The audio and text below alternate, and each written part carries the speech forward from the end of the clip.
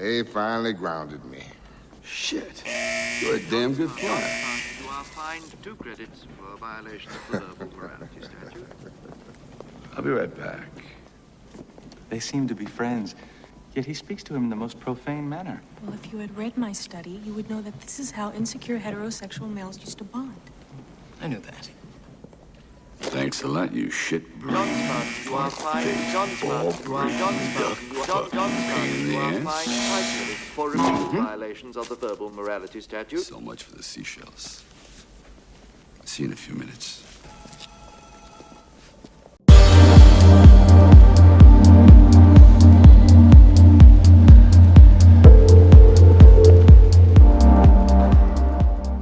Hello everyone, this is Peak Entertainment and we are back again, and here now we have another video for you, and we're going to take a look back at the science fiction action classic from the 1990s in Demolition Man.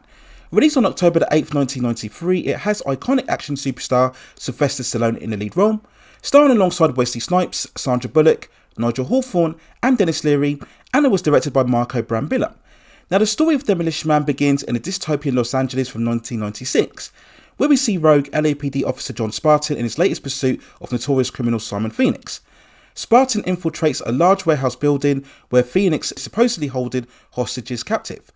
After an explosive encounter, Spartan apprehends Phoenix, but it has a cost when the hostages' corpses are found from the collateral damage. Despite claiming that he traced for any hostages, the deceased bodies leads to Spartan being sentenced to cryogenic prison alongside Phoenix, when both find themselves frozen for decades in cryostasis. Moving forward to the year 2032 in the city of Los Angeles, and the world has changed into a peaceful utopian society governed by Dr. Raymond Cocktail. This future is very much dictated and regulated by technology, where everything from foul language to crime has largely been eradicated from culture. The only variance lies in a small underground resistance group led by the leader Edgar Fredley, who feel that the utopian society has taken away free will and the spirit of the people. Within the cryo prison, Simon Phoenix has his parole hearing, and when being resuscitated, suddenly discovers an in-depth knowledge of systems and deadly martial arts skills. He uses this capability to escape and goes on to start causing mayhem within the city. Shocked at the level of violence and the incapacity to contain him, the police department decide to release John Spartan from cryo prison, and following his history of Phoenix, they deem him most suitable to be able to apprehend him. Having to acclimatise to the new world, both Spartan and Phoenix find themselves locked in battle once more as what they once were 30 years ago. Now, coming off the recent 30th anniversary of its release, looking back at Demolition Man, I still regard it as an all-time action classic of the 1990s. It truly is a great mix of action, spectacle and surprisingly much more satirical subject matter. It takes those classic elements of the 80s cops versus criminal action films and fuses them with the science fiction concepts of a dystopian and utopian society and the various conflicts and debates surrounding both infrastructures. Now, whilst it doesn't go into this matter as deep as, let's say, the likes of a Logan's Run or a Blade Runner, there's enough here to add more layers to elevate this movie to just being a standard action film. A lot of the satirical material is played for laughs, but I think the movie never pushes it too far into straight out parody or slapstick. And this is what really makes Demolition Man so great, is that it operates on multiple levels. Now, I can firmly remember feeling a bit disappointed when watching the film for the first time.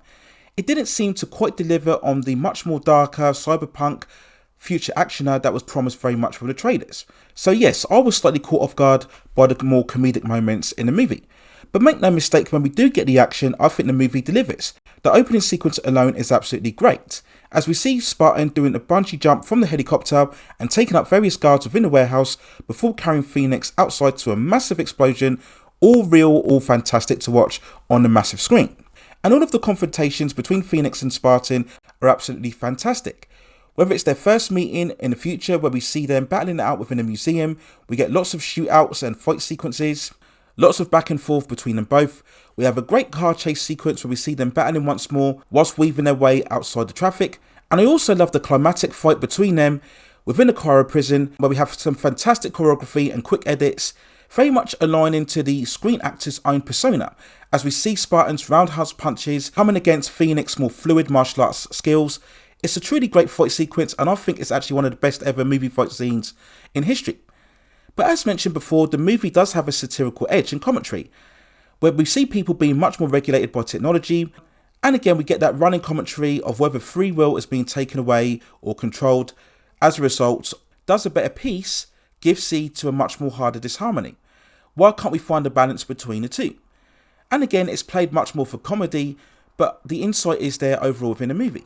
We look at moments such as Phoenix having a technological upgrade, if you like, in terms of his profile. We see that physical sexual intercourse is now outlawed, and that intercourse is actioned through more mental airwaves in a very hilarious and very strange scene between Spartan and Huxley halfway through the movie. And of course, we have the classic scenes where we see characters receive a ticket allocation for every time they sweat.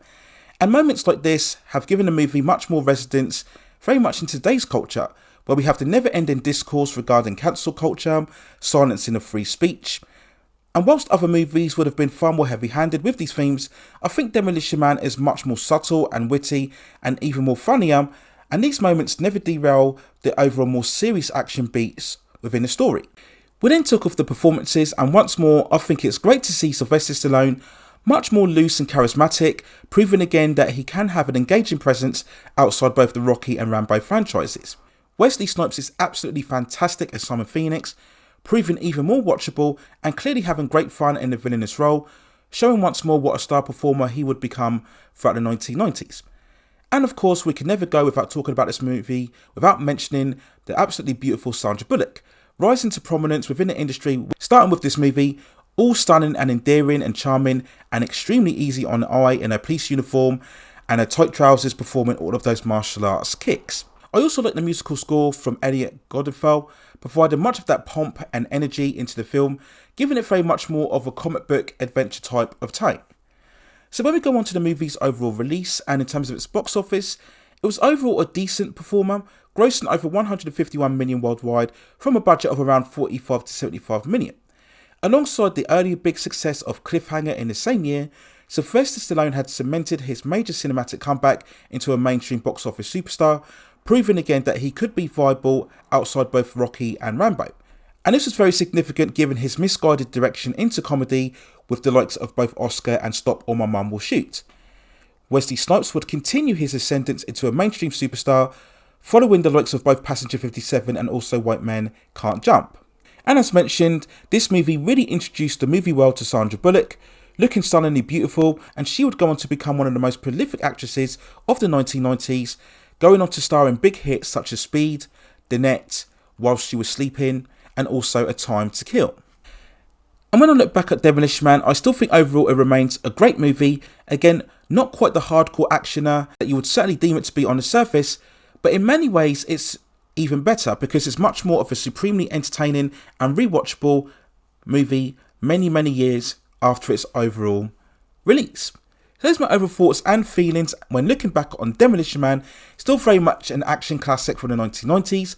Let me know what you think in the comments below, and if you'd like to see me review movies such as this or any other genre or any other television series or any other topics or subject matter within the pop entertainment and culture scene, then also let me know within the comments, and I will see if I can provide further commentary for you on that subject matter within the future. Please consider hitting like the subscription and notification buttons so I can provide you with more high quality content like this in the future. But that's it for now. Take care of yourselves, and I will see you very soon.